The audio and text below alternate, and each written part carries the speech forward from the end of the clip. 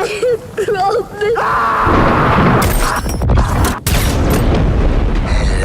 Daddy.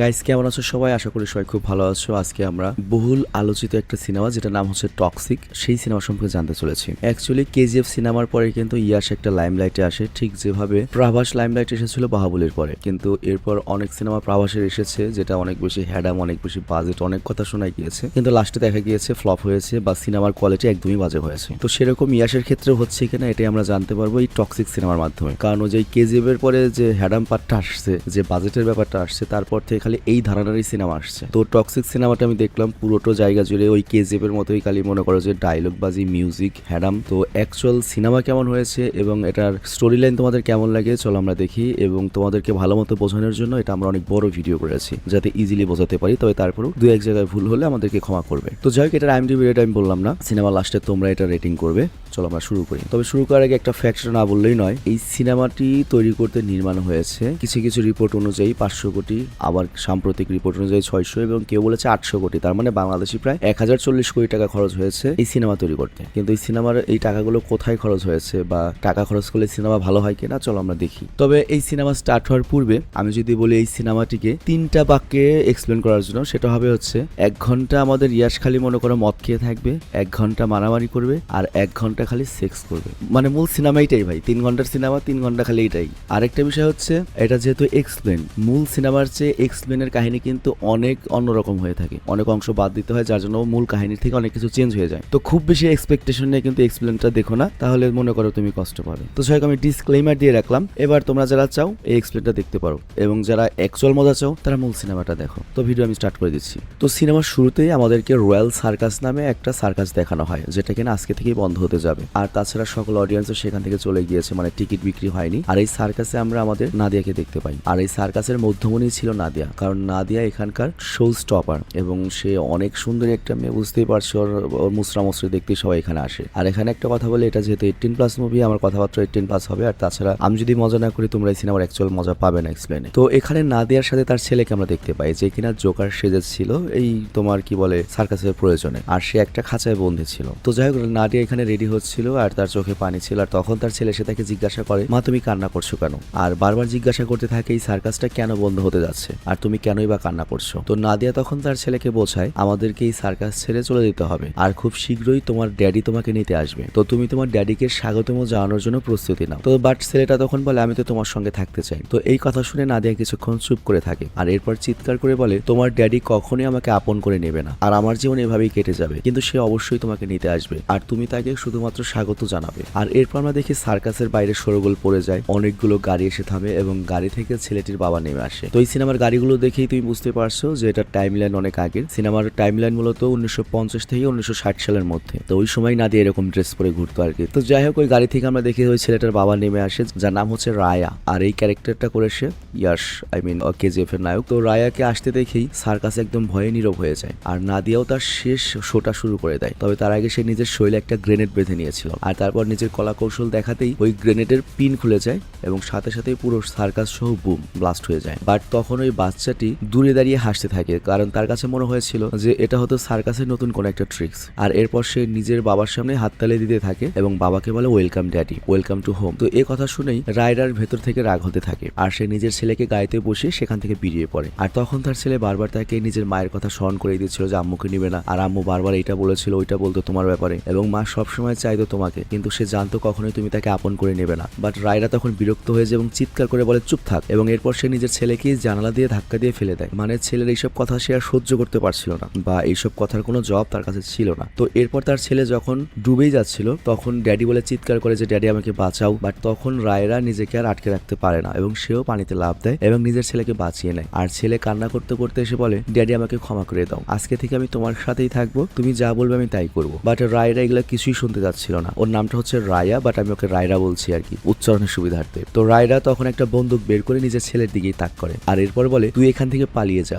নয়তো আমি তোকে প্রাণে মেরে ফেলবো। তো এরপর তার ছেলে সেখান থেকে পালিয়ে যায় আর রায়রা ভয়ঙ্করভাবে চিৎকার করে ওঠে আর দেখে মনে হয় তার ভেতর থেকে কোন একটা জন্তু তাকে খুব লেখাচ্ছে। তো কি হয়েছিল, কি প্রবলেম, কেন সে তার ছেলেকে নিতে চায় না, কেন সে তার স্ত্রীকে নিতে চায় না যার গর্ভে তার বাচ্চা হয়েছিল, তো এইসব কথার উত্তর জানাতে আমাদের নিয়ে যাওয়া হয় আজ থেকে প্রায় 8-10 বছর আগে 1947 সালে, যখন ভারত মাত্র স্বাধীন হয়েছে। কিন্তু তখনও তোমরা হয়তো অনেকে এই ফ্যাক্টটা জানো না, ভারত ব্রিটিশদের কাছ থেকে স্বাধীনতা পেলেও তখনও কিন্তু পর্তুগালের কাছে ভারতের গোয়া পরাধীন ছিল, মানে ওইটা পর্তুগালের কাছে পরাধীন ছিল এবং ভারতের এরপর একরকম লড়াই করেই পর্তুগিজদের তাড়াতে হয়েছে ওই গোয়া দখলের জন্য। তো এটা হচ্ছে সেই সময় যখন পর্তুগিজরা ওখানে রাজত্ব চালাচ্ছিল, ইংরেজরা তো চলে গিয়েছে, কিন্তু আমরা দেখি গোয়াতে অনেকগুলো গ্যাং তৈরি হয়েছে। তো এখানে দুইটা গ্যাং ছিল সবচেয়ে শক্তিশালী, দুইটাই পর্তুগিজ গ্যাং, একটা নাম হচ্ছে ফার্নান্ডিস আর তার বড় ভাই হচ্ছে সেলভাডোর। এবং সেলভাডোর অনেক বেশি পাওয়ারফুল, যে পুরো গোয়ার উপর রাজ করছিল। আর এখানে একটা বিষয় উল্লেখ্য, ফার্নান্ডেজের যে ছেলে তার সাথে আবার আমাদের নায়ক রায়রার গ্যাং শত্রুতা ছিল। আর এখানে শত্রুতার কারণও রয়েছে, কারণ আমাদের রায়রার বাবাও ছিল একটা গ্যাং বা মাফিয়া, কিন্তু ফার্নান্ডেজ তার আন্ডারে কাজ করতো, কিন্তু একদিন বেইমানি করে বা ধোকা দিয়ে রায়রার বাবাকে মেরে তার সকল যে ক্রাইম রাজত্ব এটা সে কবজা করে নিয়েছিল। আর সেই প্রতিশোধ হিসাবে রায়রা বড় হওয়ার পরে রায়রা এবং তার বোন গঙ্গা মিলে ফার্নান্ডেজের ছেলেকে মেরে দিয়েছে। তো যাই হোক, তখন এই কারণে ফার্নান্ডেজ সাহায্যের জন্য নিজের বড় ভাইয়ের কাছে যায়, তবে সেখানে গিয়ে সে সরাসরি তার বড় ভাইয়ের সঙ্গে দেখা করার সুযোগ পায় না, কারণ তাকে গেটে আটকে দেয় হচ্ছে এলিজাবেথ। আর এলিজাবেথ হচ্ছে সেলভাডোরের রক্ষিতা, মানে বুঝতেই পারছো এলিজাবেথ হচ্ছে বড় লোকদের খেলনা, আই মিন বিছানার খেলনা, তবে পাহাড় অনেক। তো যাই হোক, এখানে এলিজাবেথের ভাই টনিও ছিল, তবে ফার্নান্ডেজ এখানে বলে আমার ছেলের শেষকৃত্য অনুষ্ঠান হবে, মানে কবর হবে, তো আমি কোনো তোমাদের এখানে ঝামেলা করতে আসিনি, কিন্তু তুমি আমার বড় ভাই সেলভাডোরকে জানিয়ে দিও তার ছোট ভাই তাকে আমন্ত্রণ জানিয়েছে। তো যাই হোক, এরপর ফার্নান্ডেজ চলে যায় আর আমাদের সেই আইকনিক কবরস্থানের সিন দেখানো হয়। এবং তোমাদের নিশ্চয়ই মনে আছে এটার ট্রেলার এবং টিজার যখন রিলিজ পেয়েছিল তখন এই কবরের সিন নিয়ে কিন্তু অনেক আলোচনা হয়েছে, যেখানে গাড়িতে আমাদের ইয়াস, বুঝতেই পারছো। তো এরপর আমরা দেখি ফার্নান্ডেজ নিজের ছেলে লাশ দাফন করছিল আর সবাই তো ওখানে মৌনতা পালন করছিল। আর ওইখানে আমরা দেখতে পাই সকল গেট লক করে দেওয়া এবং খুব হাই সিকিউরিটিতে রয়েছে যাতে কেউ না আসতে পারে। আর তারপরে আমরা দেখি একটা পুরাতন ট্যাক্সি আসে, গাড়ির সঙ্গে ধাক্কা খায় এবং একটা বৃদ্ধ মাতাল ড্রাইভার বেরিয়ে আসে এবং সে সম্পূর্ণ জায়গায় বোম ছিটিয়ে দেয়। আর গাড়ির মধ্যে রায়রা মেয়েটার সাথে কি করছিল এটা তো জানোই, মানে ওইখানে ওরা এতই ঝাঁকি দিচ্ছিল যাতে ঝাঁকির ফলে ওই ডেটোনেটরটা বন্ধ হয়ে যায়। তো আমি এখানে বলতে পারছি না ভাই, একবারে পর্ন সিনেমা বানায় ফেলছে। তো যাই হোক, একটা টাইমে ডেটোনেটর উঠে যায় এবং বোম ব্লাস্ট হয়, সেখানে হইচই পড়ে যায় এবং আমরা দেখতে পাই আমাদের নায়কের বোন গঙ্গাকে, যে তার গ্যাং নিয়ে ওদের উপর হামলা করছে। আর গঙ্গা কিন্তু আমাদের নায়কের বড় বোন। তো গঙ্গা নিজের গ্যাং নিয়ে ফার্নান্ডেজের লোকদের মারতে শুরু করে, তবে ফার্নান্ডেজের লোকেরা ওদের উপর চড়াও হয়। আর তখন এন্ট্রি নিতে হয় যশের, আই মিন আমাদের নায়ককে, এবং এই এন্ট্রিতে কিন্তু পুরো সিনেমা হলে হাততালি হয়ে গিয়েছিল, শীষ বাজানো হয়ে গিয়েছিল সেই লেভেলের, মানে হিরোর লুক ছিল সুপার টুপার। আর এখানে যে অ্যাকশন গুলো দেখানো হচ্ছিল একদম হলিউড লেভেলের, আর ব্রুটালিটি তো একদম নেক্সট লেভেলের। ইভেন আমরা সব ব্রুটালিটি দেখাতে পারছি না, তাহলে গাইডলাইন স্ট্রাইক আসতে পারে। তো যাই হোক, আমরা দেখি এখানে আমাদের নায়ক সাহেব এবং তার গ্যাং ফার্নান্ডেজের লোকদের মেরে শুইয়ে দিচ্ছিল, বাট তখনই এখানে ওর বড় ভাই সিলভাডোরের এন্ট্রি হয় এবং সে তার ভাইয়ের আমন্ত্রণে এসেছিল প্লাস বাঁচাতে এসেছিল এবং সে চারিদিকে বোম ব্লাস্ট করে দেয়। আর এর ফলে রায়রা, মানে আমাদের নায়কের বোন গঙ্গা এবং তার গ্যাংকে হার মেনে নিতে হয়। তো সিলভাডোর তখন রায়রার মাথায় বন্দুক তাক করে এবং জিজ্ঞাসা করে তোর শেষ ইচ্ছা কি। তো এখানে রায়রা তার আইকনিক ডায়লগটাই দেয়, সে বলে তোর ছোট ভাইকে জ্বালিয়ে দেওয়ার ইচ্ছা আর সে আগুনের ছাই দেখা। মানে আমি বললাম না যে এই সিনেমায় প্রচুর বেশি হ্যাডাম দেখানো হয়েছে, সব জায়গায় খালি ডায়লগ বাজি আর মনে করো সাউন্ড। মানে এই সিনেমাটিকে তুমি বলতে পারো একটা 1000 কোটি বাজেটের TikTok video, attitude TikTok video. মানে কেজিএফে যেটা বানিয়েছে ভাই, সিএম একই গেট আপ, একই কাহিনী, একই সিস্টেম, ভাই আমি পার্সোনালি নিতে পারিনি। তবে আমার মতো মানুষের কথা কিছু যায় আসে না। তো যাই হোক, ইয়াস যখন বলে যে তোর ভাইকে আমি জ্বালিয়ে দেবো এবং ওর আগুনের ছাই দেখবো, তো তখন সিলভাডোর বলে দেখ তোর আর ওর যে ঝামেলা এর সাথে আমার কোনো সম্পর্ক নেই, আমি কারো প্রতিশোধের মধ্যে আসি না, আর তোর এই প্রতিশোধ তোর বাবার জন্য।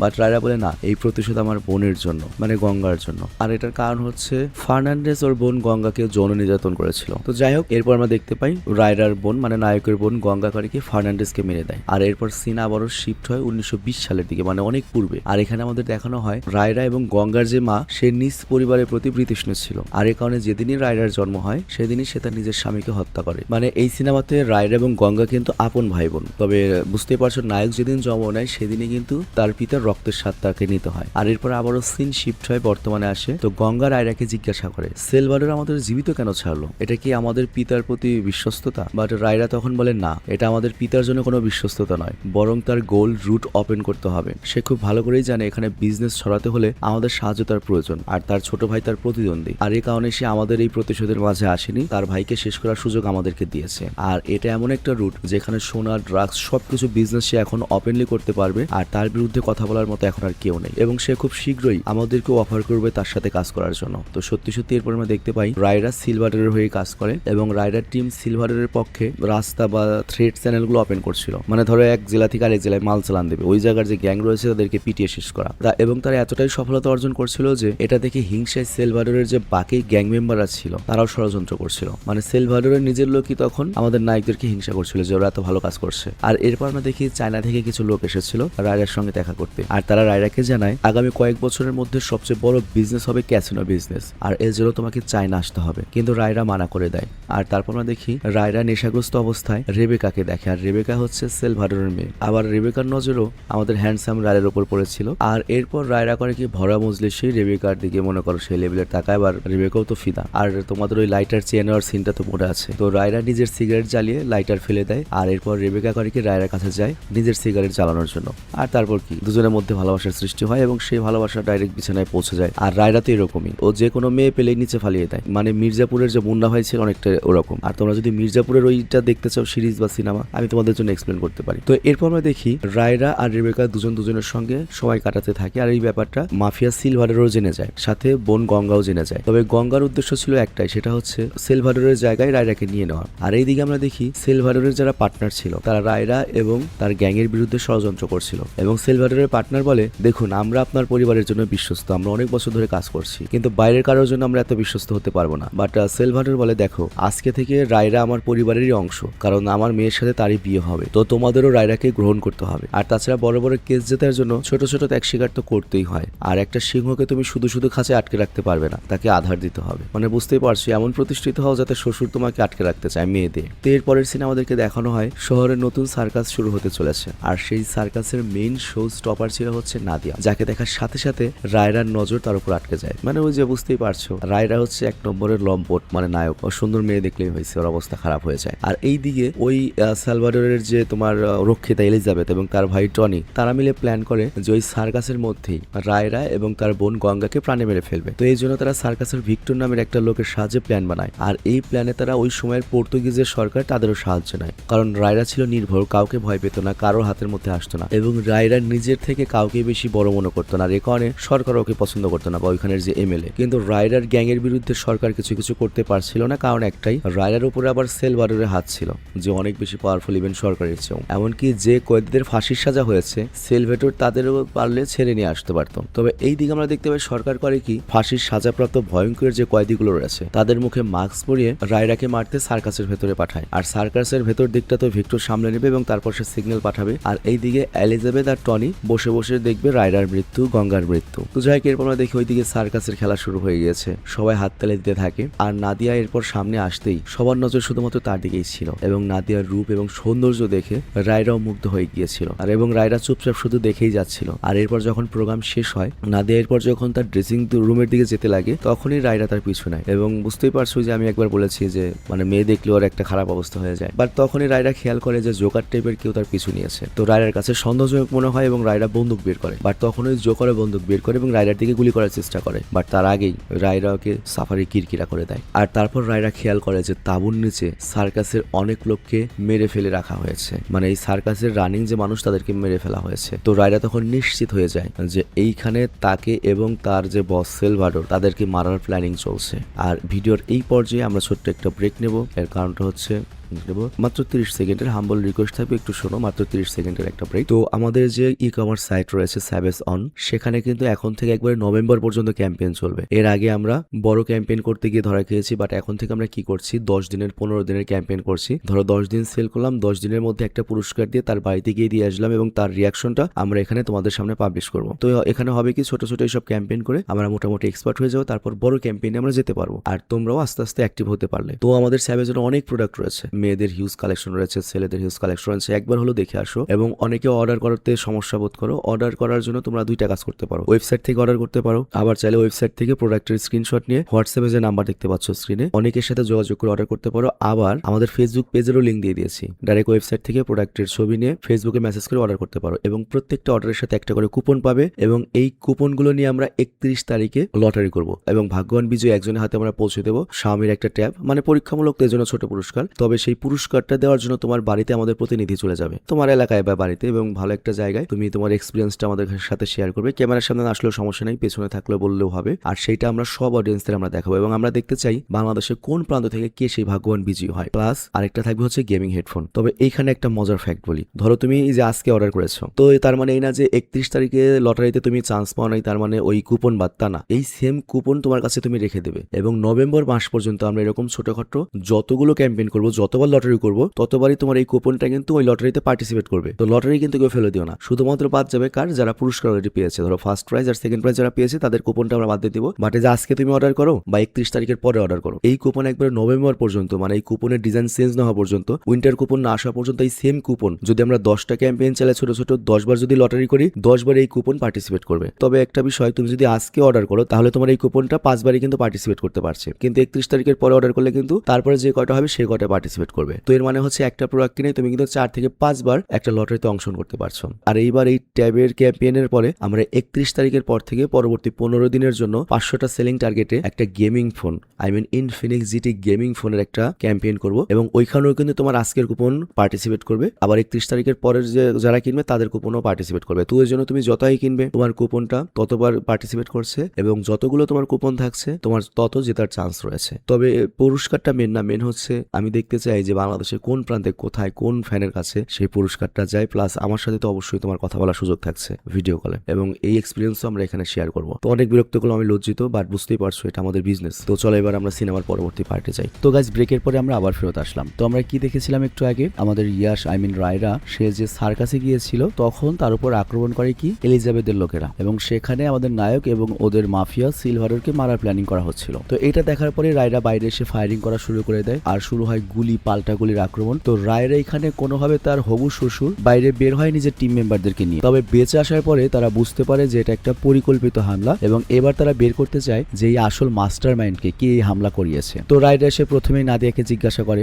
যে ভিক্টরের ব্যাপারে তুমি কি কিছু জানো, বাট নাদিয়া এই ব্যাপারে কিছুই বলে না, শুধু বলে ভিক্টর তো মারা গিয়েছে আর এর বাইরে আমি আর কিছুই জানি না। তো এরপর রায়রা আবারও জিজ্ঞাসা করে এক রাতের জন্য তোমার রেট কত, বাট তখন রায়রার মুখের উপরে নাদিয়া করে কি থুথু মেরে দেয়। আর এটা কিন্তু অনেক ভাইরাল একটা সিন। তো যাই হোক, রায়রা তো রাগে না এবং উল্টো বলে আমি আবারও ফিরে আসবো। আর এ কথা বলেই সে নাদিয়ার গাউন ছিঁড়ে নিজের মুখটা মুছে নেয়। আর তারপর রায়রা আবারও বলে তোর কাছ থেকে সঠিক জবাব না পেলে তোকে আমি জীবন্ত জ্বালিয়ে দেবো। তো যাই হোক, এরপর রায়রা করে কি সেখান থেকে বেরিয়ে যায় আর তারপর খুঁজতে শুরু করে যে কে এই হামলা করিয়েছে। আর অপরদিকে মূল পরিকল্পনাকারী এলিজাবেথকে আমরা দেখি যে করে কি সেলভাডোরের মেয়ে রেবেকার কাছে গিয়ে তার মনে সন্দেহ সৃষ্টি করানোর জন্য ওকে গিয়ে উস্কে দেয় যে রায়রা কারো কথা শোনার আগে বন্দুক ব্যবহার করে গুলি করে দিত, আর ওই রকম একটা নর্তকী মেয়েকে সে কিছু না বলে ছেড়ে দিল। আর ওই মেয়েটার জন্য তো পুরো ওই শহরবাসী পাগল। আর সে এমন একটা মেয়ে যে পৃথিবীর যে কোনো পুরুষকে আকর্ষণ করার ক্ষমতা রাখে, আর সে ওই সার্কাসের শো স্টপার। আর ওই মেয়েটা রায়রার মুখের উপর থুতু দিলেও তারপরও রায়রা মেয়েটাকে জীবিত ছেড়ে দিল। তো এই কথা শুনেই তো রেবেকার রাগ হয়ে যায় আর এরপর রেবেকা গিয়ে নাদিয়াকে ধরে ফেলে। আর সেখানে টনি এবং এলিজাবেথ ছিল দুই ভাই বোন।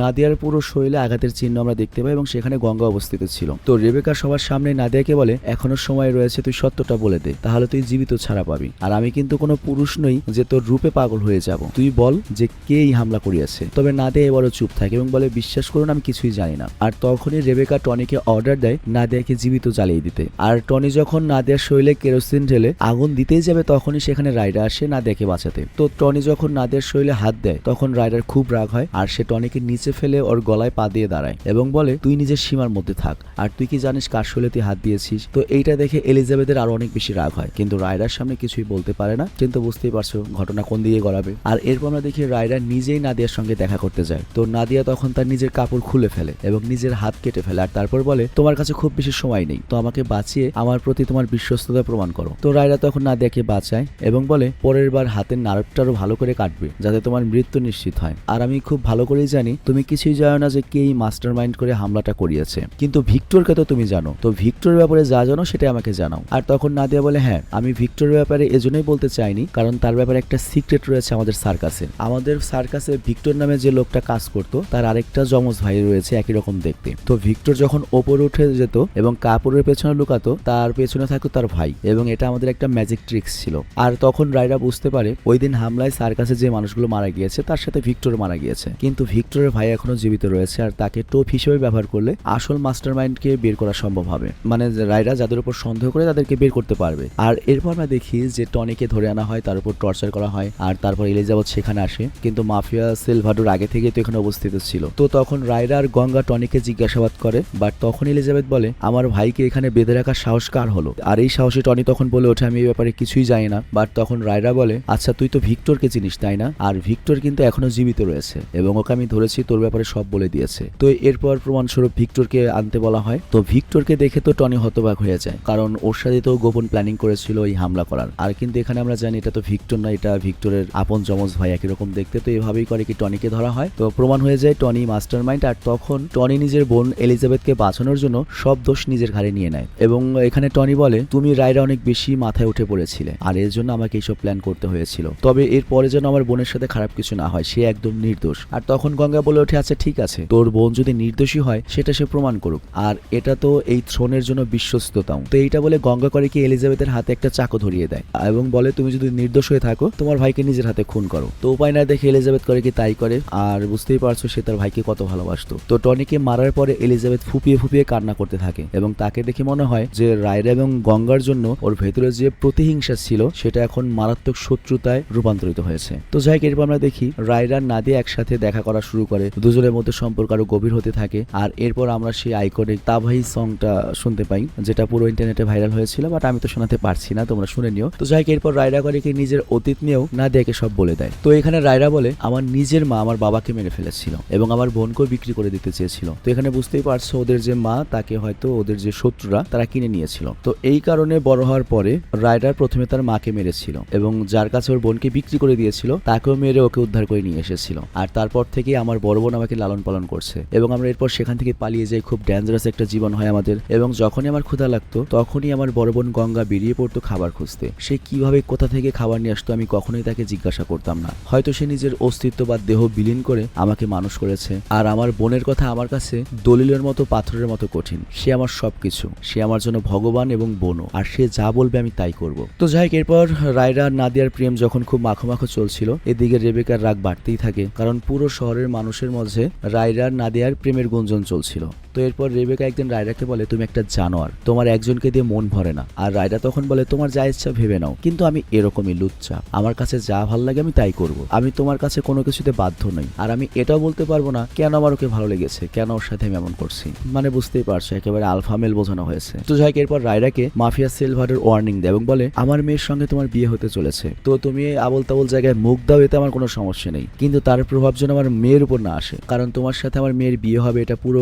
শহরে ছড়িয়ে পড়েছে। তো আমার মেয়ের চোখে যদি পানি আসে আর সেই পানি যে নিয়ে আসবে তার সাথে আমি কি করব সেটা আমি নিজেও জানি না। তো গঙ্গা নিজে ওইদিকে নাদিয়াকে বোঝানোর চেষ্টা করে যে তুমি আমার ভাইয়ের জীবন থেকে দূরে চলে যাও, কারণ আমার ভাইয়ের জীবনের একটা উদ্দেশ্য রয়েছে, সে এই জায়গা রাজ করবে। বাট তখন নাদিয়া তাকে বলে আপনি যদি কখনো সত্যিকারের কাউকে ভালোবাসতেন তাহলে আপনি বুঝতে পারতেন। বাট গঙ্গা তখন বলে তুমি আমাকে সত্যিকারের ভালোবাসা শেখাবে, তোমার মতো একটা কলগাল ভালোবাসা শেখাবে, আমার ভাইকে দেখলেই তোমার কাপড় খুলে যায় আর দুজনের মধ্যে আগুন জ্বলে ওঠে, এটাকে ভালোবাসা বলে না, এটাকে বলে নোংরামি। আর এত নিচু কাজের জন্য আমার ভাইয়ের এত সময় নেই, আমার ভাইকে আমি অনেক বড় লেভেলে নেওয়ার জন্য মানুষ করেছি, তোমার সাথে কাপড় খুলে রাশিয়া ইউক্রেন করার জন্য তৈরি করিনি, আর আমি তোমার ভালোর জন্যই কথাগুলো বোঝালাম। তো যাই হোক এরপর অনেকটা সময় কেটে যায়, কিন্তু এদিকে আমরা দেখতে পাই আর এদিকে আমরা দেখি রায়রাকে বড় বোন গঙ্গা বুঝিয়ে বলে রায়রা তুমি জানো তোমাকে কি করতে হবে, আমাদের উদ্দেশ্য কি, আর তুমি যদি ওই নোংরা মেয়ের দিকে যাও আমাদের সব প্ল্যান পরিশ্রম বিফলে চলে যাবে। তো তখন রায়রা সিদ্ধান্ত নেয় সে রেবেকার সাথেই থাকবে, কারণ বড় লোক মাফিয়া। তো এরপর রায়রা আবারও রেবেকার ভরসা জিতে নেয়, মানে যারা অ্যাকচুয়াল প্রফেশনাল লুচ্চা তারা একসাথে 4-5টা মেয়েকে খুশি রাখতে পারে, কিন্তু ওই লুচ্চাদের দেখে সাধারণ মানুষ যদি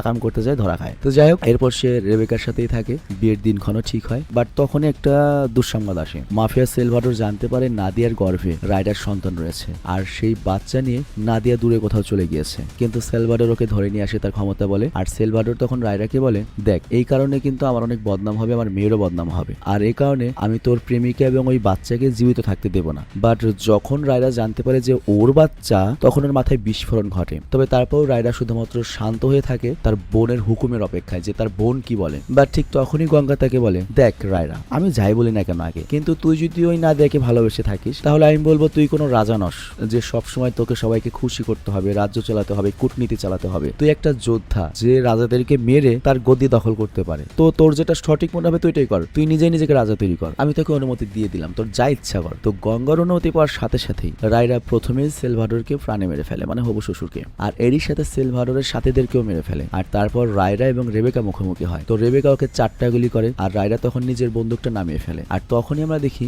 গঙ্গা রেবেকার মাথায় গুলি করে এবং রেবেকাকে সেখানেই খতম করে দেয়। মানে বুঝতেই পারছো এইখানে সেলভেটর রেবেকা মোটো ভিলেন না, ভিলেন কিন্তু আমাদের নাইফ স্বামী। তো যাই হোক এরপর গঙ্গা করে কি রায়রাকে নিয়ে সেখান থেকে পালিয়ে যায়, কারণ রায়রাকে বাঁচানোর প্রয়োজন। এখনো সেলভারের অনেক লোক রয়েছে এবং এলিজাবেথ তো পাওয়ার পেয়ে গিয়েছে ফুল, আর কেউ তো নেই। আর এলিজাবেথের আরো রাগ রয়েছে, ওর ভাইয়ের মৃত্যুর প্রতিশোধ নেবে। কিন্তু হঠাৎ করে মাঝপথে গঙ্গা থেমে যায় যাতে এলিজাবেথ এবং বাকি লোকদেরকে ও আটকাতে পারে রায়রাদের পেছনে যাওয়া থেকে। আর তারপর রায়রাকে তাদের টিমের বন্ধুর মতো একজনকে সাথে পাঠিয়ে দেয় যাতে রায়রাকে বাঁচাতে পারে। তো যাই হোক গঙ্গা কিছু সময়ের জন্য ওদেরকে আটকাতে পারে, বাট পরে ওরা আবারও গঙ্গাকে ধরে ফেলে। তো এইখানে একটা বিষয় উল্লেখ্য, নাদিয়াকেও কিন্তু ধরে আনা হয়েছে। তো এরপর এলিজাবেথ করে কি নাদিয়ার হাতে বন্দুক তুলে দেয় এবং বলে তুই যদি গঙ্গাকে মারতে না পারিস তাহলে আমি তোর পেটের বাচ্চাকে মেরে ফেলবো। আর তখন গঙ্গা হাসতে হাসতে নাদিয়াকে বলে তুই আমাকে মেরে ফেল, আর আমার ভাই রায়রা যেহেতু তোকে সত্যিকারে ভালোবাসে, এই বাচ্চাটা হচ্ছে তোদের ভালোবাসার চিহ্ন, আর আমার ভাই রায়রাও একটা নতুন জীবন পাবে। কিন্তু তারপরে আমরা দেখি নাদিয়া কোনোভাবেই গঙ্গাকে মারতে পারছিল না, বাট তখন গঙ্গা চিৎকার করে ওকে অর্ডার করে যে আমাকে প্রাণে মেরে ফেল,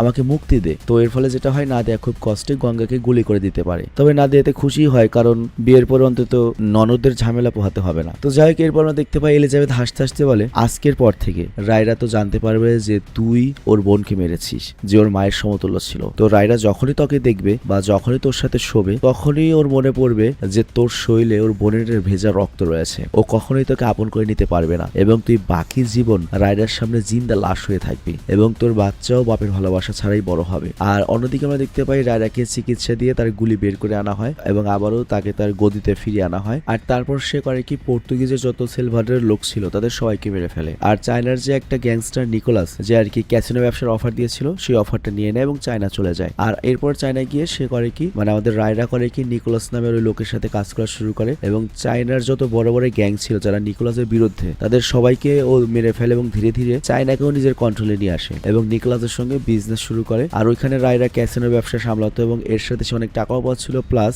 নারী সম্মান মহৎ সব দিয়েই রায়রার জীবন ভরপুর ছিল। আর তখন রায়রার একজন লোক তাকে জানায় যে পর্তুগিজরা কিন্তু ইন্ডিয়া ছেড়ে চলে গিয়েছে, মানে গোয়া মুক্ত হয়েছে, স্বাধীন হয়েছে, তো এখনই সঠিক সময় আমাদের গোয়ায় ফিরে যাওয়ার। আর সেখানেও তো এখন অনেক বিজনেস রয়েছে, তো ওই খালি জায়গাটা আমরা ধরি এবং ওই নতুন সাম্রাজ্যটা আমাদের আন্ডারে আসুক। আর এরপরে সিন সেই জায়গাতে ফিরে আসে। তোমাদের নিশ্চয়ই মনে আছে যখন সেই ছোট বাচ্চা নাদিয়ার বাচ্চা নিজের ড্যাডিকে স্বাগতম জানাচ্ছিল, মানে সিনেমার যেখান থেকে শুরু হয়েছিল ওইখানে চলে আসে, মানে আমরা তখন ফ্ল্যাশব্যাক দেখলাম। তো এরপর আমরা কি দেখেছি রায়রা এখানে আসার পরে নাদিয়া পারফরমেন্স করে নিজেকে ব্লাস্ট করিয়ে শেষ করে দেয়। আর তারপর সিন চলে আসে ওই বাচ্চার দিকে যে বন্দুক তাক করেছিল সেখানে। তো বাচ্চাটা তখন ভয় পেয়ে ওর বাবাকে দেখে পালিয়ে যায়। আর এই ঘটনার মোটামুটি বেশ কয়েক বছর চলে যায়। তো রায়রা নিজের বিজনেস ইন্ডিয়াতে এবং চায়নার মধ্যে ছড়িয়ে রেখেছে এবং নিকোলাসের সাথে তার এই বিজনেসটাও ভালো চলছিল। আর ওদের যে ক্যাসিনো সেখানে যেমন মানুষ টাকা ইনকাম করছিল তেমন ভাবে টাকা হেরেও যাচ্ছিল, ওদের আর কি লস নাই। আর এরপর আমরা রায়রাকে দেখি যে নেশায় বুধ হয়েছিল আর তার স্বভাব তো জানোই, নারী আর মদ এই দুটা লাগবেই এবং দিন রাত খালি সেক্স আর মদ এই দুইটা করতো।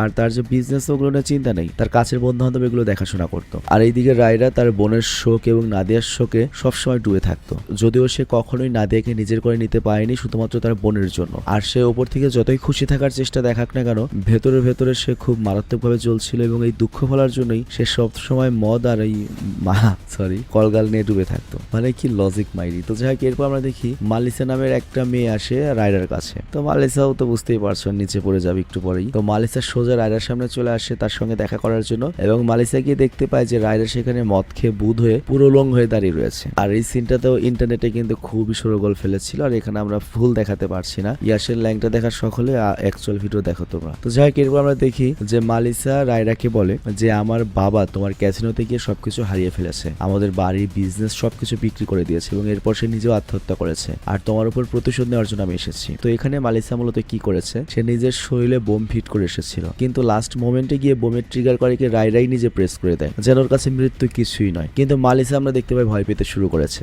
কারণ সে শুধুমাত্র রায়রাকে মারতে চায়, নিজেকে তো আর মারতে চায় না। তো এই জন্য সে বোমটা ছুড়ে ফেলে দেয়, কিন্তু রায়রার তো আর নিজের জীবনে কোনো পরোয়া নেই। তো যাই হোক তারপর মালিসা করে কি আবারও একদিন রায়রার বাড়িতে আসে বাংলোতে। তো এবং এই মেয়েটাও খুব একটা সুবিধার না, মানে ওই দিন আমাদের ইয়াসের ওই উদম শরীর দেখে ও মনে করো যে রাশি ইউক্রেন করেছে এবং তারপর কি হয় মালিসা প্রেগনেন্ট হয়ে যায় এবং রায়রার সাথে সংসার করা শুরু করে। মালিসারও একটা ছেলে হয় আর ওই ছেলেটা রায়রাকে পাপা বলে ডাকতো। আর অন্যদিকে আরেকটা ছেলেও কিন্তু ওইদিকে বড় হচ্ছিল, আর সেটা কেউ নয়, সেটা হচ্ছে নাদিয়া এবং রায়রার ছেলে, যার নাম সে রেখেছিল হচ্ছে টিকিট, কারণ তার নিজের মায়ের যে শোটা হতো সেখানে সে টিকিট বিক্রি করতো ছোটবেলা থেকেই। তো সেই স্মৃতি রেখে রেখে সে তার নিজের নাম রেখেছে টিকিট। আর এরপর আমরা দেখি যে টিকিট অনেকবার হামলা করার চেষ্টা করে রায়রার উপরে, এবং যেদিন মালিসার ডেলিভার হওয়ার কথা ছিল এবং রায়রা তার সঙ্গে দেখা করতে যাচ্ছিল হসপিটালে, তখনও টিকিট এবং তার কিছু লোক ওর উপর হামলা করেছিল। এবং টিকিট সবসময় রায়রাকে এটাই মনে করাতো যে তোর আশেপাশে আমি সবসময় আছি তোকে মারার জন্য। মানে রায়রার মনে তার বর্তমান স্ত্রী এবং সন্তানের জন্য ভয় বা ত্রাস সৃষ্টি করতো। তো যাই হোক, সময় কেটে যেতে শুরু করে, টিকিটও বড় হতে শুরু করে এবং বড় হয়ে টিকিট অনেক ভয়ঙ্কর হয়ে যায়। সে কাউকে জীবিত ছাড়ে না, তার উদ্দেশ্য একটাই, রায়রাকে শেষ করে দেওয়া এবং নিজের প্রতিশোধ পূরণ করা, মানে তার মায়ের ওই প্রতিশোধটা। এরই সাথে রায়রার বর্তমান স্ত্রী এবং সন্তানকেও সে শেষ করে দিতে চায়, কারণ ওর কথা হচ্ছে ওর মা যদি ওর বাবাকে না পায় কেউ পাবে না। আর তাছাড়া ওর বাবার হচ্ছে এমন একজন পার্সন যার মায়ের মৃত্যুর জন্য ওর বাবাই দায়ী, প্লাস ওকে পিস্তল ধরেছিল। তো এই জন্য এই রায়রা নামের এই শয়তানটিকে মেরে ফেলাই টিকিটের আসল উদ্দেশ্য। তো এর জন্য ধীরে ধীরে রায়রার সিন্ডিকেট সে আস্তে আস্তে ভেঙে ফেলতে শুরু করে, ক্যাশিনের সহ বিভিন্ন জায়গায় ব্লাস্ট করতে থাকে, লুটপাট করাতে থাকে এবং দেখতে দেখতে নিকোলাসের বিজনেসেরও মনে করো যে 12টা বাজিয়ে দেয়। তো নিকোলাস তো খুব রেগে যায় এটা নিয়ে। তো নিকোলাসের পর একদিন রায়রাকে বলে কি এই টিকিট ওর একটা ব্যবস্থা করো, কিন্তু রায়রা কিছুই করতে পারছিল না। মানে রায়রা সব জায়গায় খুঁজতে থাকে, কিন্তু টিকিট ছিল একেবারে ধরাছোঁয়ার বাইরে। রায়রা যদি চলে ডালে ডালে, টিকিট চলে পাতায় পাতায়, ওকে ধরাই যায় না। অন্যদিকে আমরা দেখি টিকিট নিকোলাসের ছেলেকে কিডন্যাপ করে নিয়ে প্রাণে মেরে দেয়, যাতে নিকোলাস মারাত্মক রেগে যায় এবং রায়রাকে ফোর্স করা শুরু করে যে তুই ওকে কেন এতদিনও মারতে পারিসনি, এবং ওরা শত্রু হয়ে যায়। এবং এখানে ঠিক তাই হয়ে যায়, নিকোলাস এবার রায়ের উপরে রেগে যায়। আর এরপর আমরা দেখি ক্রিসমাসের দিন টিকিট মানে রায়রার ছেলে করে কি সান্তা ক্লজের রূপ নিয়ে আসে, এবং দেখতে পাচ্ছ বাব্বাটার একই ছেঁড়া, খালি গেটাপ আলাদা। তো রায়রা নিজের রুমে শুয়েছিল আর তখন টিকিট চুপচাপ দূর থেকে ওকে দেখছিল। আর তখনই রায়রার মনে হয় কেউ ওকে দেখছে এবং সে নিজের বন্দুক ওঠায় আর তখনই টিকিট পালাতে শুরু করে। আর টিকিটের পেছনে গিয়ে রায়রা করে কি গুলি চালাতে থাকে। আর যেহেতু রায়রাও জানে এটা তার ছেলে, তো এই জন্য সে গুলি ডাইরেক্ট ওর বিচি বরাবর করছিল না, মানে ছেলেকে বাঁচানোর চেষ্টাই করছিল। আর এটা দেখে মালিসা তো ভয় পেয়েছে এবং বলে আমি আমার ছেলেকে নিয়ে অনেক দূরে পালিয়ে যাব, কিন্তু রায়রা যেতে দেন এবং সে বলে তোমার যেখানে ইচ্ছা সেখানে যাও, কিন্তু আমার ছেলেকে এখানে রেখে যাও, নয়তো আমি তোমাকে এখন গুলি চালিয়ে মেরে দেবো। তো রায়রা যখন ওর বউকে মারতেই যাবে তখন ওর সবচেয়ে ঘনিষ্ঠ বন্ধু এসে বন্দুকটা উপর দিকে উঠিয়ে দেয়। আর এ কারণে ওই গুলিটা মালিসার লাগে না, নাহলে মরা পড়তো আর কি। মানে বুঝতেই পারছো একটা মদ্যপ ব্যক্তির কাছে সবসময় পিস্তল থাকে, অনেক রিস্কি ব্যাপার। তো যাই হোক, এরপর আমরা দেখতে পাই বাংলা থেকে বেরিয়ে মালিসা আর তার ছেলেকে কিডন্যাপ করে নেয় টিকিট। আর এরপর রায়রা যখন তাদের খুঁজতে থাকে তখন রায়রার মাথায় রড দিয়ে বাড়ি মেরে রায়রাকেও সে বেহুশ করে দেয়। আর এরপর ওদের সবাইকে অনেক দূরে স্নোফলের একটা এরিয়ায় নিয়ে আসে টিকিট। আর এখানে সে নিজের বাপকেই গালি দিতে শুরু করে এবং বলে তোর কারণে আমার মা মারা গিয়েছে, আর তুই একমাত্র কারণ যার জন্য তোর বোনও বেঁচে নেই, অথচ তুই আমার মাকে দোষারোপ করতি। তো এটা শুনে রায়রার মাথায় রাগ উঠে যায় এবং রায়রা এরপর টিকিটকে মারতে শুরু করে এবং টিকিট তখন বলে তোর যে ভালোবাসার ছেলে সে তো এখনই মারা পড়বে, আর ওই বাচ্চাটিকে আমি সিস্টেম করে ট্র্যাপে রেখে এসেছি। মানে টিকিট করেছে কি রায়রার বর্তমান ছোট বাচ্চাকে আইস বরফের উপর বেঁধে রেখে এসেছিল এবং আইস বরফটা গলে গেলেই ভেঙে গেলে বাচ্চাটি মারা পড়বে। তবে রায়রা এটা জানার পরে কোনো রকমে সেখানে পৌঁছায় এবং নিজের ছেলেকে বাঁচায়। আর এদিকে টিকিট হাসতে হাসতে বলে তুই তোকে বাঁচিয়ে নিলে, কিন্তু তোকে বাঁচাবে কে? তো এরপরে দেখা যায় বাপ বেটার ফাইট, টিকিট এবং রায়রার মধ্যে হাতাহাতি হয়, কিন্তু কথা হচ্ছে বাপ সবসময় বাপই হয়। তো টিকিট যতই মারামারি করুক রায়রার একটা পাঞ্চেই মনে করো জোর 12টা বেজে যায়। তো রায়রা এখানে টিকিটকে সেই লেভেলের পিটুনি দেয় কিন্তু প্রাণে মেরে ফেলে না। আর সে টিকিটকে এজন্যই মারতে পারছিল না কারণ নাদিয়াকেও সে ভালোবাসতো কিন্তু কখনো সংসার করতে পারেনি, আর তাছাড়া টিকিট তোর সন্তানই। তো যাই হোক, এরপর রায়রা টিকিটকে বলে তুই আমার জীবনে আবার কেন এসেছিস? তুই না চলে গিয়েছিলি, তাহলে আবার কেন ফিরে এসেছিস আমার জীবনে? আর তখন টিকিট বলে আমার মায়ের মৃত্যুর পরে তুই কিভাবে ভেবে নিলি যে তুই শান্তির মৃত্যু পাবি বা আমি তোকে শান্তি মতো বাঁচতে দেবো? আমি তোকে মারবো, তোর সামনে তোর ছেলে এবং স্ত্রীকেও মারবো। আর তখন রায়রা অনেক রাগের চিৎকার করে বলে তোর মায়ের কারণে আমার বোন মারা গিয়েছে, তো আমি তোকে কেন ঘৃণা করবো না এটা বল। বা টিকিট তখন ওর বাবা রায়রাকে বলে আমার মায়ের জন্য তোর বোন মারা যায়নি, তোর কারণে তোর বোন মারা গিয়েছে, কারণ তুই নিজেই তো সবকিছু এলোমেলো করে দিয়েছিলি। আমার মা তো উল্টো সবসময় তোর পথ চেয়েছিল যে কখন তুই ফেরত আসবি, কিন্তু তুই কখনোই ফেরত আসিসনি। আর অন্যদিকে আমরা দেখি রায়রার লোকেদের উপর নিকোলাসের লোকেরা হামলা করে, আর তখন সবাই চেষ্টা করছিল যে নিকোলাসের বিরুদ্ধে লড়াই করার। আর এইদিকে আমরা দেখি টিকিটের কাছে তখন রায়রা মাপ চায় এবং বলে দেখ আমি সেদিন বুঝতে পারিনি যে আমার কি করা উচিত ছিল, আমার ভুল ছিল এটা ঠিক আছে, কিন্তু আমি কখনোই নিজের ভুল স্বীকার করিনি, আমার ফিরে যাওয়া উচিত ছিল। এবং নাদিয়া কোন পরিস্থিতির কারণে আমার বোনকে মেরেছিল এটা আমার বোঝা উচিত ছিল, কিন্তু আমি আমার বোনের ভালোবাসায় এতটাই অন্ধ ছিলাম যে তোর মাকে আসল দোষী ভেবে বসেছিলাম, আর এই কারণে তোর মা আর তোর কাছ থেকে এত দূরে ছিলাম। যদি সম্ভব হয় আমাকে ক্ষমা করে দিস, আর যদি ক্ষমা করতে না পারিস পেছনে আঙ্গুল দিয়ে বসে থাকিস। মানে এটা আমি বানায় বললাম আর কি। তো যাই হোক, কথা বলে রায়রা করে কি নিজের পরিবারকে বাঁচাতে চলে যায় এবং এরপর রায়রা করে কি তার শত্রুপক্ষদের মারতে শুরু করে এবং দেখা যায় কিছুক্ষণ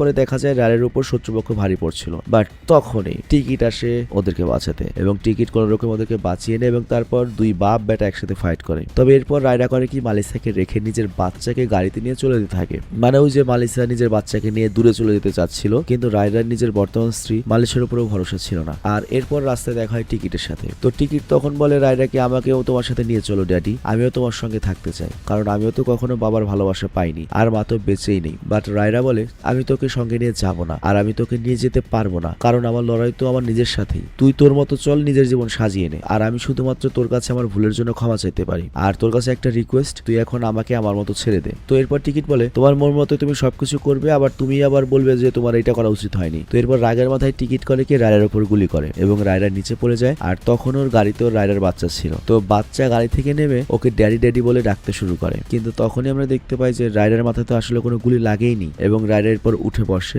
এবং নিজের বাচ্চাকে কাছে ডেকে নেয়। কিন্তু কিছুক্ষণ পরে আমরা দেখতে পাই যে রায়রা নিজেই টিকিট হয়ে গিয়েছে, আর সে তার নিজের বাচ্চাকে গলা ধরে উপরে উঠিয়ে ফেলেছে। আর এই জায়গাটা খুবই কনফিউজিং ভাই, সিরিয়াসলি। আমরা দেখতে পাই যে রায়রার ভেতরে আবার রায়রা জেগে ওঠে এবং সে তার বাচ্চাকে তার মায়ের কাছে পাঠিয়ে দেয়, বলে যা নিজের মায়ের কাছে চলে যা। আবার ততক্ষণ ওর বর্তমান মানে দ্বিতীয় বউ মালিশাও চলে এসেছিল। তো এইখানে আসে সিনেমার আসল টুইস্ট। এখান থেকে সিনেমা শিফট হয় একবারে ফ্ল্যাশব্যাকে চলে যায়। তোমাদের কি মুভির সেই সিনটা মনে আছে প্রথম দিকের, যখন সার্কাসটা ব্লাস্ট হয়ে যায়, মানে নাদিয়া নিজেকে শেষ করে দিয়েছিল, এবং এরপর রায়রা করে কি সেই ছোট বাচ্চা মানে ওর বাচ্চাকে গাড়িতে উঠিয়ে নদীর দিকে যাচ্ছিল এবং রাগ করে বাচ্চাটিকে নদীতে ফেলে দেয় এবং বাচ্চাটি ড্যাডি ড্যাডি বলে ডাকছিল। তো ওই বাচ্চাটিকে এরপর বাঁচানোর জন্য রায়রা তো গাড়ি থেকে লাফ দিয়েছিল, এবং এরপর রায়রা যখন নিচে পড়ে তখন ও কিন্তু ভালো মতো ল্যান্ডিং করতে পারেনি, উল্টো পাথরের সাথে ওর মাথায় আঘাত লেগেছিল। তো এই কারণে রায়রা তখন তার নিজের ছেলেকে বাঁচাতে পারেনি। ও মনে করো যে পানিতে ডুবে মারা গিয়েছে, বাট রায়রা কোনো রকমে বেঁচে উপরে উঠে চলে এসেছে। আর তারপর থেকে রায়রার মনে একটা ভ্রম ছিল, যেহেতু তার ছেলে লাশ পাওয়া যায়নি, তার ছেলে হয়তো বেঁচে রয়েছে এবং তার ছেলে তার সামনে রয়েছে এবং ড্যাডি বলে ডাকছে এবং নিজের মায়ের কথা বারবার মনে করিয়ে দিচ্ছে। তো এটা ভেবেই সে বন্দুক তাক করেছিল, কিন্তু তার বন্দুকের সামনে আসলে কেউ ছিলই না, এবং তার কাছে মনে হয় আস্তে আস্তে ওই বাচ্চাটা বড় হচ্ছে এবং সেই বাচ্চা সবাইকে মারছে, তার ক্ষতি করছে। তো বুঝতে পারছে ব্যাপারটা আসলে কি, ব্যাপারটা টিকিট নামে আসলে কেউ নাই, বরং রায়রা নিজেই টিকিট হয়ে ওর ক্ষতি করছিল। মানে সে নিজেকে টিকিটের মতো ভাবছিল, নিজের প্রতিশোধের আগুনে জ্বলছিল এবং সেই নিজের প্রতিশোধ সে নিজের উপর থেকেই, মানে নিজেই ছেলে হয়ে নিজের বাবার উপর প্রতিশোধ নিতে যাচ্ছিল। বিষয়টা কনফিউজিং, তাই না? তো যাই হোক, রায়রা নিজের সাথে নিজে লড়াই করছিল, কিন্তু বাকি সবাই মনে করছিল যে রায়রা পাগল হয়ে গিয়েছে, কিন্তু রায়রা কখনোই মেনে নেয়নি যে সে পাগল হয়ে গিয়েছে। তার কাছে মনে হচ্ছে সে ঠিকই আছে, কিন্তু তার ছেলে তার পেছনে লেগে রয়েছে এবং তার ছেলের সাথে সে ফাইট করছে। তো যাই হোক, শেষ পর্যন্ত আমরা দেখতে পাই রায়রা সে এলাকাতে পৌঁছে যায় যেখানে নিকোলাস তার লোকেদের সঙ্গে লড়াই করছে, মানে রায়রার টিমদের সাথে। তো নিকোলাস এখানে যেটা করেছে, রায়রার সকল কাছের বন্ধুদেরকে মেরে ফেলেছে। তো এটা দেখে রায়রা তো রাগে ফেটে পড়ে এবং সে এরপর চারদিকে খালি জোকার দেখতে থাকে। আর এরপর রায়রা কলিক ওদেরকে ফাইট করে থামায় এবং তারপরে নিকোলাসের উপর মিসাইল হামলা করে, আর এর ফলে নিকোলাস সেখানে শেষ হয়ে যায়। আর তারপর রায়রা তার চোখের সামনে নিজের ছেলেকে দেখতে পায়, কিন্তু এটা সেই ছোট টিকিট এবং এটা সেই সময় যখন তার ছেলের সঙ্গে তার প্রথম দেখা হয়েছিল। তো রায়রা এরপর বাচ্চাটিকে জড়িয়ে ধরতে বলে, কিন্তু বাচ্চাটি দৌড়ে আসতে থাকে, আর তখন একটা বরফের ঝড় আসে এবং রায়রা সে রাতে হারিয়ে যায়। আর এরই সাথে toxic of the fairy tale for grown ups এই মুভির এক্সপ্লেনেশন শেষ হয়ে যায়, মানে মুভিটাও শেষ হয়ে যায়। তো মুভির কাহিনী বুঝছো? তো আমি ব্যক্তিগতভাবে যদি তুমি আমাকে রিভিউ দিতে বলো, যেরকম ঢাকঢোল, যেরকম মনে করো যে হাইপ উঠানো হয়েছিল, স্টোরি ভাই একদমই হয়নি, স্টোরি লাইন একদমই পছন্দ হয়নি। আর এটা আমার ব্যক্তিগত অপিনিয়ন, তুমি বলতে পারো তুমি কি বুঝো সিনেমা, কিন্তু সত্যি বলতে একজন ভিউয়ার্স হিসেবে আমার কাছে ভালো লাগে না সিনেমাটা। তবে যেহেতু নতুন সিনেমা, এক্সপ্লেনে দু এক জায়গায় ভুল হতে পারে, যেমন রেবেকার মৃত্যু নিয়ে একটু কনফিউশনে আছি আমি, তারপরে দু এক জায়গায় ভুল হতেই পারে। আর তারপর সিনেমার এক্সপ্লেনেশন কোনো সময়ই মিলবে না, কারণ একটা সিনেমাকে বোঝানোর জন্য এক্সপ্লেন অনেক সময় সোজাভাবে বলা হয়, যার জন্য কাহিনীর সাথে একটু জটলা বাঁধে। তবে এটার যদি মূল সিনেমাও দেখো, খুব একটা যে তোমার ভালো লাগবে এটা আমি গ্যারান্টি দিতে পারছি না। তো তবে এই সিনেমার কয়েকটা বিষয় খুবই ইউনিক ছিল, যেমন অ্যাকশন এবং সিনেমাগ্রাফি। তবে আরেকটা বিষয় না বলে না, এই সিনেমাটা মূলত হাই বাজেটের 1000 কোটি টাকা বাজেটের একটা টিকটক ভিডিও, টিকটক ভিডিও ছিল ইয়াসের, প্লাস 1000 কোটি টাকা বাজেটের মানে পৃথিবীর সর্বোচ্চ বাজেটের একটা 2x টাইপের সিনেমা ছিল। মানে এখানে যে ধরনের অ্যাকশন গুলো, মেয়েদের সাথে অ্যাকশন, ওকে মানে মেয়ে দেখলে নিচে ফালানো, মানে যে সিনগুলো দেখিয়েছে 2x সিনেমার চেয়ে কোনো অংশে কম না, এবং এইটার ক্যাটাগরি 18+ আর রেটেড সিনেমা। তবে বাকি যে জিনিসগুলো রয়েছে, পিকচার কোয়ালিটি, সং, অ্যাকশনের কাজ এবং যশের লুকিং, ড্রেসিং, সেট সবকিছু অনেক ডিসেন্ট ছিল, অনেক ভালো ছিল। অভিনেতা অভিনেত্রীদেরও পারফরমেন্স অনেক ভালো ছিল, কিন্তু ওভারঅল মেইন হচ্ছে স্টোরি লাইন এই সিনেমাটি কুত্তা মার্কা মার খেয়ে গিয়েছে। এবং মজার কথা বলে, আজকে প্রায় 2-3 বছর পরে শুধুমাত্র এই সিনেমাটা তোমাদের ফার্স্ট উপহার দেওয়ার জন্য আমি রাত জেগে, আজকে অনেকদিন পরে রাত 1টা পর্যন্ত জাগলাম, রাত জেগে তোমাদের জন্য এটা এক্সপ্লেন শেষ করলাম। এবং কালকে আমাদের সবচেয়ে ফার্স্ট ফাস্টেস্ট এডিটর সেই ভিডিওটা কমপ্লিট করবে। যদি কমপ্লিট হয় হয়তো এটা আমরা 28 তারিখ রাত 10টাও পেতে পারি, আর যদি একান্তই কমপ্লিট না হয় তাহলে 29 তারিখে ভিডিওটা পাবে। তবে যদি এটা 28 তারিখে পাবলিশ হয়, তোমাদের কাছে একটা রিকোয়েস্ট, তোমরা অবশ্যই স্যাভেজ অনে গিয়ে একটা কুপন হলে অর্ডার করো। কারণ আজকে যদি তুমি কুপন অর্ডার করো তাহলে 31 তারিখে আমরা যে লটারিটা করব সেই লটারিতে তোমার কুপনটা পার্টিসিপেট করছে, এর সাথে এর পরের যে আমরা ক্যাম্পেইনটা অ্যানাউন্স দেবো সেখানেও কিন্তু তোমার ওই কুপনটা পার্টিসিপেট করবে। তো এই কারণে দেরি না করে এখনই যে কোনো একটা পণ্য অর্ডার করো। এবং আমাদের প্রথম যে ক্যাম্পেইনটা এটা অলরেডি সফল হয়ে গিয়েছে, আমরা অলরেডি ভালো সেলস পেয়েছি। তো আর তোমাদের জন্য আরেকটা গুড নিউজ রয়েছে। তো আমরা তো দিতে চেয়েছিলাম একটা ট্যাব, বাট মাত্রই আপডেটটা এসেছে। মানে আগের ভয়েস দিয়েছি আমি সকালবেলা, আর সারাদিন কারেন্ট ছিল না, এখন আমি আবার ভয়েস দিচ্ছি মাঝরাতে। তো ফাইনাল যে আপডেটটা এসেছে, আমরা একটা ট্যাব না ডাইরেক্ট এমন একটা জিনিস দেবো যেটা একই সাথে ট্যাব এবং ল্যাপটপ হিসেবে কাজ করে, মানে তুমি কিবোর্ড লাগাতে পারবে, মানে আরো বেটার একটা জিনিস দিতে যাচ্ছি। তো গিফটটাও মেন না, মেন হচ্ছে অন্তত আমার এই ই কমার্স সাইটটাকে রানিং করার জন্য বা এটাকে সাপোর্ট করার জন্য একটা পণ্য হলেও তোমরা অর্ডার করো। আর এরই সাথে কমেন্টে তোমরা জানাও Bollywood, Hollywood, Tamil, Telugu, Korean, Japanese নতুন হাইপের কোন সিনেমাটা রয়েছে, কোন সিরিজটা রয়েছে, সেটা হোক 1 ঘন্টার। আমি এখন সম্পূর্ণ সুস্থ, তোমাদের জন্য আমি রেডি সেটা এক্সপ্লেন করার জন্য। তবে এখানে একটা কন্ডিশন রয়েছে, তোমরা চেষ্টা করবে আমাদের ই কমার্স সাইট এবং আমাদের যে ক্যাম্পেইনগুলো এগুলোকে সফল করতে। এটা একটা হাম্বল রিকোয়েস্ট।